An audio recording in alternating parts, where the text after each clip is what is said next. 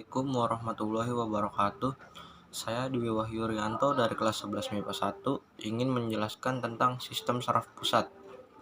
Sistem saraf pusat adalah bagian anatomi tubuh yang sangat lunak yang dilindungi oleh tengkorak dan ruas-ruas tulang belakang. Sistem saraf pusat ini berfungsi sebagai pusat pengendali tubuh utama pada tubuh dan mengatur pergerakan tubuh. Bagian sistem saraf pusat yang pertama ada otak dan yang kedua ada sumsum tulang belakang. Otak merupakan organ terpenting dari tubuh manusia yang berfungsi sebagai pengendali semua tubuh manusia yang tersusun atas 100 miliar neuron. Permukaan otak manusia yang berlipat-lipat membuat otak manusia mampu menyimpan lebih banyak neuron. Berkat permukaan otak yang berlipat-lipat ini, manusia bisa memiliki kemampuan kognitif yang lebih tinggi dibanding dengan hewan. Nah, ini ada bagian-bagian dari otak. Yang pertama ada cerebrum atau otak besar. Cerebrum merupakan bagian yang paling besar pada otak manusia, sehingga disebut sebagai otak besar. Cerebrum atau otak besar ini menjadi bagian otak manusia yang menentukan dasar-dasar kecerdasan manusia, menjadi pusat kontrol semua ingatan manusia, dan mampu merumuskan semua kegiatan yang kompleks, seperti saat kamu sedang belajar, bermain, atau berpikir, serta dapat mengatur emosi manusia. Nah, ini bagian-bagian dari cerebrum. Cerebrum itu terbagi menjadi 4 bagian. Yang pertama ada lobus frontal sebagai pusat berpikir, berbicara, dan kontrol motorik. Yang kedua ada lobus parietal sebagai pusat indera peraba, pengecap, rasa sakit, kewaspadaan, dan pengolahan informasi dari berbagai reseptor. Yang ketiga ada lobus temporal sebagai pusat indera pendengaran, berbicara, dan bahasa. Yang keempat itu ada lobus occipitalis sebagai pusat indera penglihatan, memori penglihatan, dan membaca. Nah, yang kedua ada cerebellum. Cerebellum itu otak kecil yang bertanggung jawab dalam mengendalikan gerakan, menjaga keseimbangan, serta mengatur posisi dan koordinasi gerakan tubuh. Bagian otak ini juga berperan dalam mengendalikan gerakan halus. Contohnya, gerakan yang diatur oleh cerebellum misalnya, saat ada bola yang melayang ke arah kita, cerebellum ini akan berkoordinasi dengan korteks motorik yang ada di otak depan untuk menentukan kapan kita harus menangkap bola agar tidak melesat. Nah, yang ketiga ini ada batang otak atau brainstem. Batang otak adalah seikat jaringan saraf di dasar otak.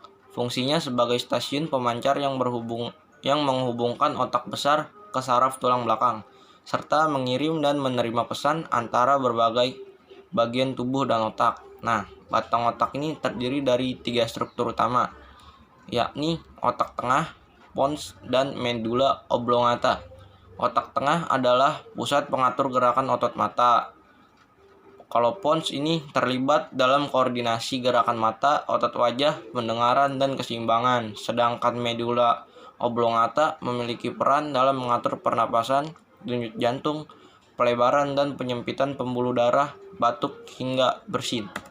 Yang keempat ada talamus.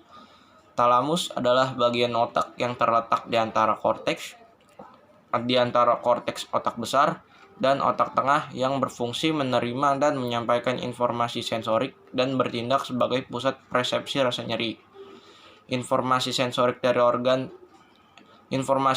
dari organ indera kecuali penciuman diteruskan ke otak besar. Dari otak besar, informasi hasil terjemahannya akan masuk ke talamus dulu sebelum keluar dari otak untuk disampaikan ke organ yang ditargetkan. Nah, yang kelima ini ada hipotalamus. Hipotalamus adalah bagian dari otak yang mengeluarkan bahan kimiawi berupa hormon yang dibutuhkan tubuh untuk membantu mengendalikan organ dan sel-sel tubuh. Fungsi hipotalamus yang paling utama adalah homeostasis, yaitu memastikan dan mempertahankan semua sistem tubuh berjalan stabil. Contoh dari hipotalamus, saat merasa kepanasan ketika berjalan kaki di siang hari, sensor-sensor yang ada di seluruh kulit tubuh akan memberi sinyal listrik yang berisi informasi kalau tubuh akan kepanasan. Kepada hipotalamus, informasi tersebut akan diterjemahkan oleh hipotalamus agar menjaga suhu tetap stabil. Yang keenam ada corpus callosum. Corpus callosum adalah seikat serabut saraf yang terdapat di antara belahan otak kiri dan kanan. Serabut saraf ini menghubungkan dan memungkinkan komunikasi antara kedua belahan otak tersebut. Yang ketujuh ada sistem limbik, yaitu cincin struktur otak depan yang mengelilingi otak dan berfungsi dalam pengaturan emosi dan mempertahankan kelangsungan hidup, pola perilaku sosioseksual, motivasi, dan belajar. Nah, habis itu dari otak ini yang kedua ada sumsum tulang belakang atau medula spinalis. Medula spinalis ini berfungsi untuk menghubungkan rangsangan dari reseptor menuju otak lalu ke efektor. Sumsum tulang belakang manusia juga berfungsi untuk mengatur gerakan refleks. Gerakan refleks ini terjadi sebagai respon tubuh manusia terhadap adanya ancaman atau hal yang berbahaya.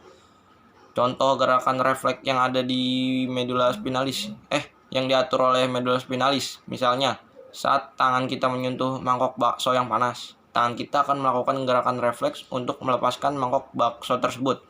Itu saja yang bisa saya jelaskan, kurang lebihnya mohon maaf. Wassalamualaikum warahmatullahi wabarakatuh.